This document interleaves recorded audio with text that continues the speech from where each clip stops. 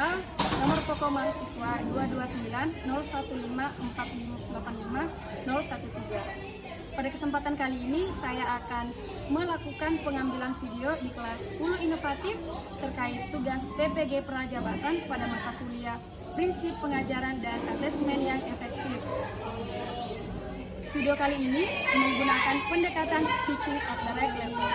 Terima kasih. Assalamualaikum warahmatullahi wabarakatuh. Assalamualaikum warahmatullahi wabarakatuh. Waalaikumsalam warahmatullahi wabarakatuh. Bagaimana kabarnya hari ini anak-anak? Alhamdulillah, luar biasa.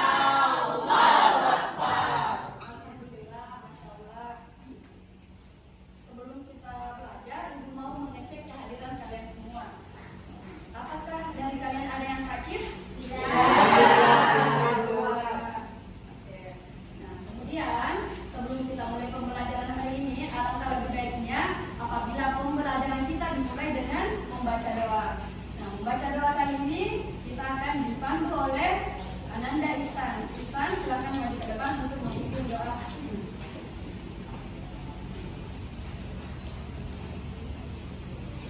Attention please. Yes, Stand up please.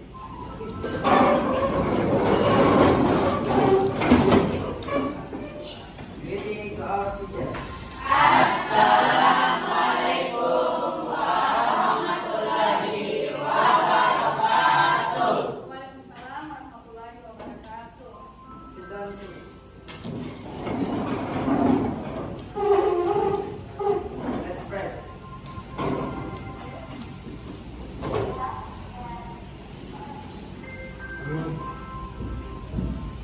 Nah, apakah dari kalian masih ada yang mengingat kesepakatan kelas yang sudah kita buat di awal? Ya, silakan dilihat. Yang pertama, tidak terlambat masuk kelas. Yang kedua, mengumpulkan tugas tepat waktu. Betul. Selanjutnya, ada yang masih ingat? Ya, Nisa, silakan. Jadi saya hanya mengingat dua. Yang pertama yaitu memiliki sumber belajar seperti manual buku atau e-book. Terus yang kedua itu ketika guru menjelaskan sebaiknya semua murid memperhatikan. Ya, betul sekali. Nah, dari itu kesepakatan yang harus kita sepakati bersama selama pembelajaran berlangsung. Terima kasih. Ya, materi pembelajaran kita pada pekan lalu. Ya, Nasra, silahkan. Jadi ada perbedaan di antara fungsi untuk candi Hindu dan candi Buddha. Kalau untuk candi Hindu digunakan sebagai tempat pemakaman, tetapi kalau untuk candi Buddha digunakan sebagai tempat pemujaan. Ya, betul. Aplaus dulu untuk Nasra.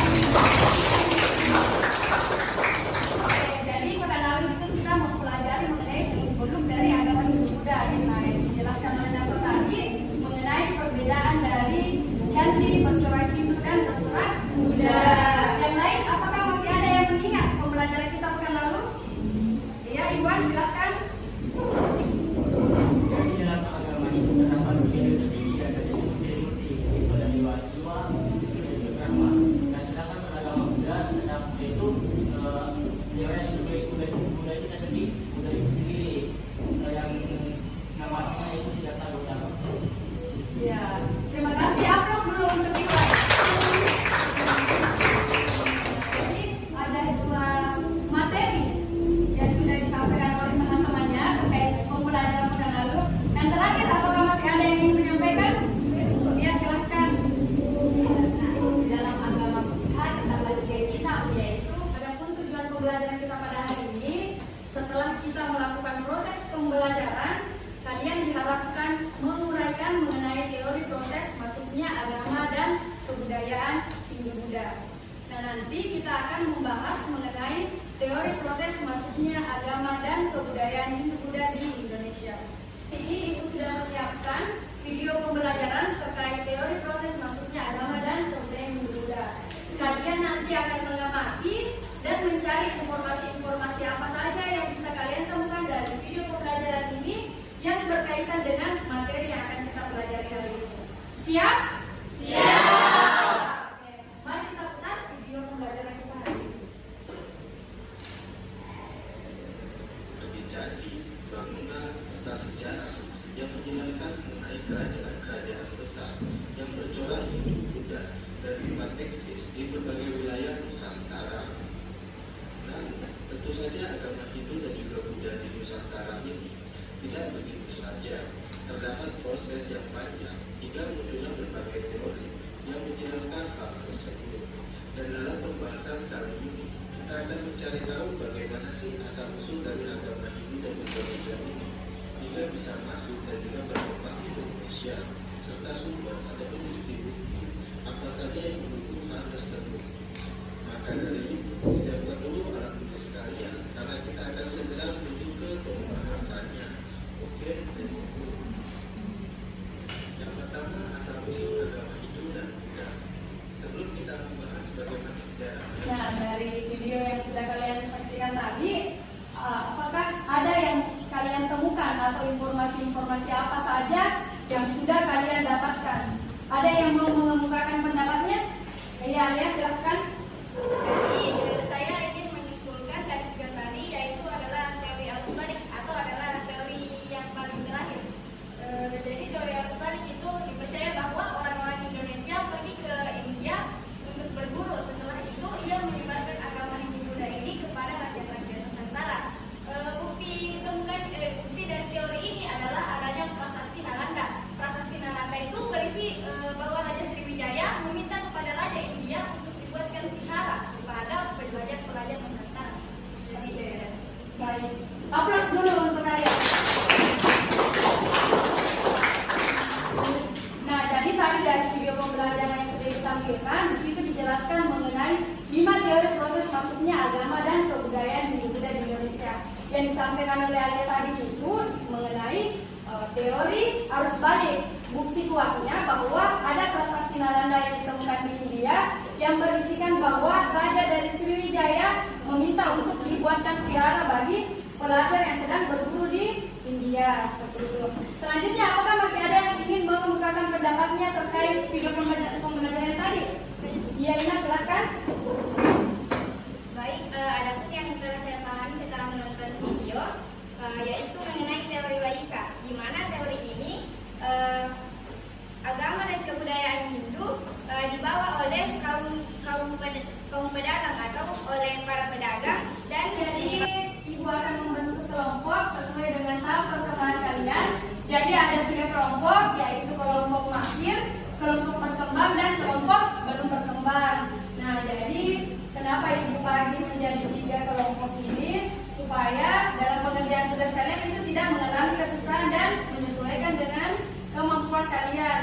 Jadi jangan sampai ada yang di sebelah sini ada kelompok yang mahir, di sini kelompok berkembang, dan di sebelah sana kelompok mulai berkembang. Ya, jadi ada 3 kelompok. Ibu sudah pegang 3 LKPD. Setiap LKPD ini menyesuaikan dengan tingkat kemampuan setiap kelompoknya. Nah, jadi untuk kelompok mahir, petunjuk penggunaannya itu lebih sedikit dibandingkan kelompok yang berkembang. Begitupun dengan yang mulai berkembang. Untuk kelompok mulai berkembang, petunjuk penggunaan LKPD-nya itu lebih banyak dibandingkan 2 kelompok di atasnya, seperti itu. Nah, jadi Ibu akan bagikan. Silahkan kalian akses, cari informasi sebanyak mungkin sesuai dengan petunjuk penggunaan LKPD yang ada dalam LKPD ini.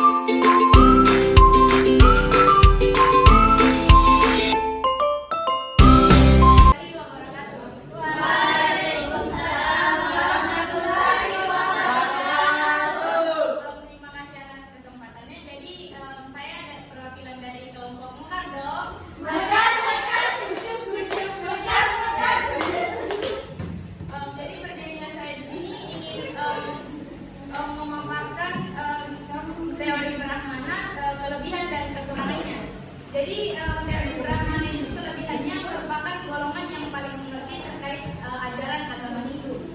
Dan kelemahannya itu ada yang membantah teori Brahmana tidak pas jika direlevasikan dengan penyebaran agama. Assalamualaikum warahmatullahi wabarakatuh. Waalaikumsalam warahmatullahi wabarakatuh. Terima kasih atas kesempatan yang telah diberikan. Saya dari kelompok mahir akan mempresentasikan atau menjawab soal dari LKPD, yaitu apa hubungan jalur perdagangan dengan kebudayaan Hindu Buddha yang masuk ke Nusantara. Nah, menurut kelompok saya yang telah didiskusikan bahwa ini termasuk teori Waisa atau teori yang kebudayaan Hindu Buddha serta agamanya masuk ke Indonesia melalui jalur perdagangan. Nah, pertama pasti kalau dalam perdagangan itu terjadi interaksi sosial. Nah, disinilah kebudayaan Hindu Buddha dan juga agama Hindu Buddha tersebar. Nah, Assalamualaikum warahmatullahi wabarakatuh. Waalaikumsalam warahmatullahi wabarakatuh. Terima kasih atas kesempatannya. Saya perwakilan dari kelompok belajar Jepang akan menjelaskan tentang teori kesatria. Jadi teori kesatria didukung oleh tokoh yang bernama Cornelis Christian Berg atau C.C. Berg. Jadi kelebihan dari teori kesatria ini semangat berpetualang dan menaklukkan daerah lain. Karena bangsa India dikenal dengan bangsa penakluk daerah-daerah luar India. Adapun kelemahan dari Jadi tadi sudah ada 3 kelompok dari tahap perkembangan yang berbeda sudah menyampaikan informasi-informasi apa saja yang sudah didapatkan dari berbagai sumber seperti sumber internet dan sumber buku. Sebelum kita mengakhiri pembelajaran kita, apakah ada yang ingin memberikan kesimpulan terkait pembelajaran kita pada hari ini? Ya, silakan Pak Tera.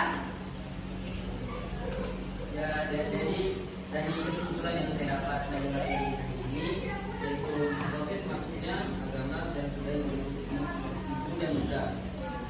Proses masuknya agama budaya Hindu dan Buddha itu dibagi menjadi 5 teori. Teori Satria, teori Waisa, Brahmana, Balik, dan juga teori Buddha. Masing-masing teori itu mereka memiliki pendukung kuat. Ada juga kelemahan dari teori ini. Ya, betul sekali. Aplaus dulu untuk Pak.